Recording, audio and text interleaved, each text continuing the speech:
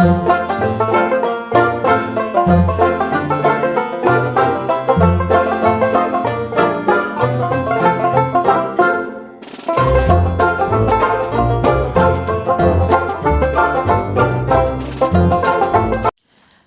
Friends, நான் இன்றைக்கி ஒரு ஈஸி ரெசிபி தான் ஷேர் பண்ண போகிறேன்.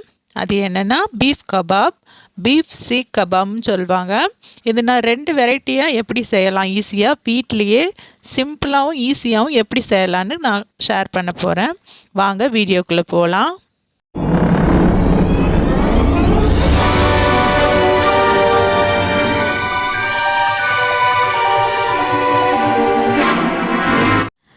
பீஃப் கபாப் செய்ய நான் ஃபஸ்ட்டு மெத்தடுக்கு ஒரு 200 கிராம்ஸ் எடுத்திருக்கேன். பீஃப் நல்லா கைமா பண்ணி எடுத்துக்கிறணும். ஒரு மிக்சியில் போட்டு நல்லா பிளெண்ட் பண்ணிக்கிறேங்க.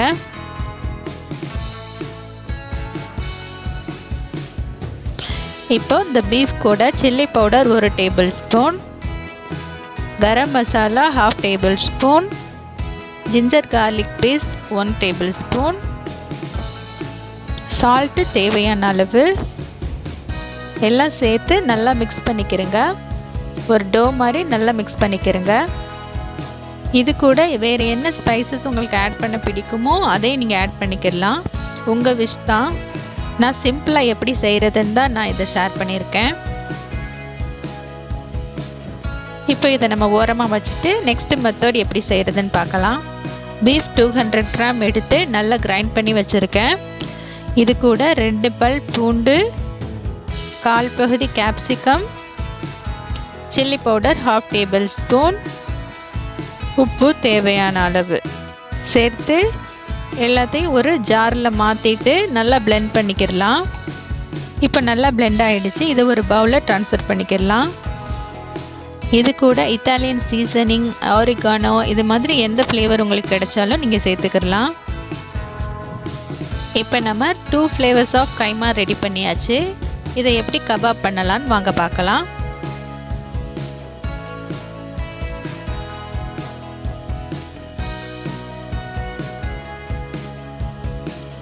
இது மாதிரி ஸ்கியூவர்ஸ் எடுத்துக்கிறேன். இதை டைரெக்டாக நம்ம ஹீட் பண்ணோம்னா தீஞ்சு போகிற வாய்ப்பு இருக்குது. ஸோ இதை கொஞ்சம் நேரம் நம்ம தண்ணியில் ஊற வச்சிடலாம்.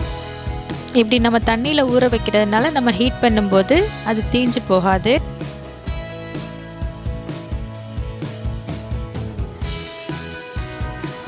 ஸ்கியூவர்ஸ் ஊற வச்சு எடுத்தாச்சு. இப்போ நம்மளுக்கு எல்லா பொருளும் ரெடியாக இருக்குது. வாங்க கபாப் செய்யலாம். நாம் ரெடி பண்ணி வச்சுருக்க பீஃபை இப்படி நல்லா ரோல் பண்ணிவிட்டு இந்த ஸ்கியூவர்ஸில் குத்தி நம்ம நல்லா ஷேப் பண்ணிக்கிடலாம். உங்ககிட்ட இந்த குச்சி இல்லைன்னா பரவாயில்லை, நீங்கள் ஜஸ்ட் இந்த பீஃபை மட்டும் ரோல் பண்ணிவிட்டு நீங்கள் பேனில் போட்டு எடுக்கலாம். எல்லா பீஃபையும் நம்ம ரெடி பண்ணி வச்சுட்டு அப்புறம் நம்ம பேனில் போடுவோம். இது மாதிரி நல்லா ப்ரெஸ் பண்ணி ஷேப் பண்ணிக்கிடலாம். அப்போ தான் பேனில் ஷாலோ ஃப்ரை பண்ணையில் சீக்கிரமாக வேகும்.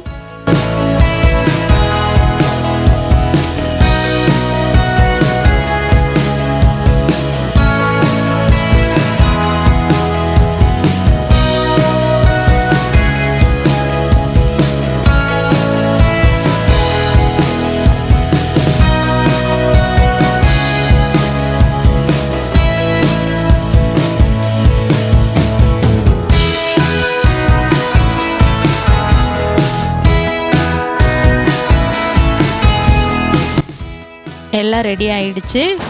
வாங்க நெக்ஸ்ட் ஸ்டெப் என்னன்னு பார்க்கலாம். ஸ்டவ்வில் ஒரு பேன் வச்சு நல்லா ஹீட் பண்ணிவிட்டு கொஞ்சமாக ஆயில் சேர்த்து சூடு பண்ணலாம். நாம் ரெடி பண்ணி வச்சுருக்க எல்லா கபாபுக்குமே இந்த 2 டேபிள் ஸ்பூன் ஆயில் மட்டும்தான் நம்ம யூஸ் பண்ண போகிறோம். இப்போ ஒவ்வொன்றும் ஆயிலில் போட்டு நல்லா ஃப்ரை பண்ணி எடுத்துக்கிடலாம்.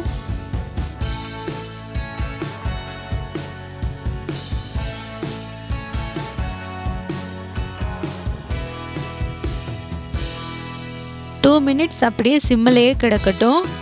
அப்புறம் பின்னாடி செக் பண்ணி பாருங்கள். கொஞ்சம் கலர் சேஞ்ச் ஆன பிறகு நீங்கள் திருப்பி போட்டுடலாம்.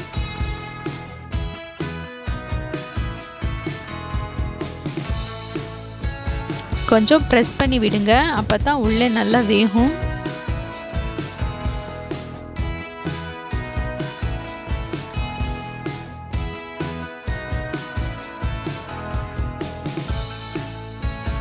நம்மளோட கபாப் ரெடி ஆயிடுச்சு.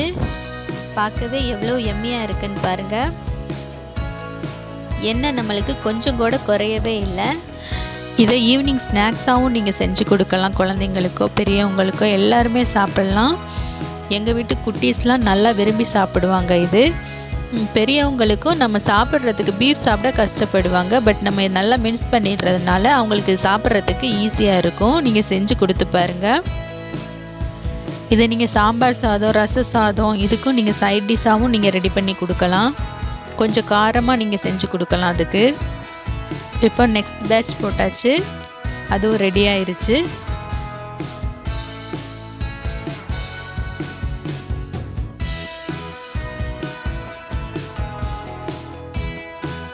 இதை குழந்தைங்களுக்கு செஞ்சு கொடுத்து பாருங்கள். அவங்க நல்லா விரும்பி சாப்பிடுவாங்க.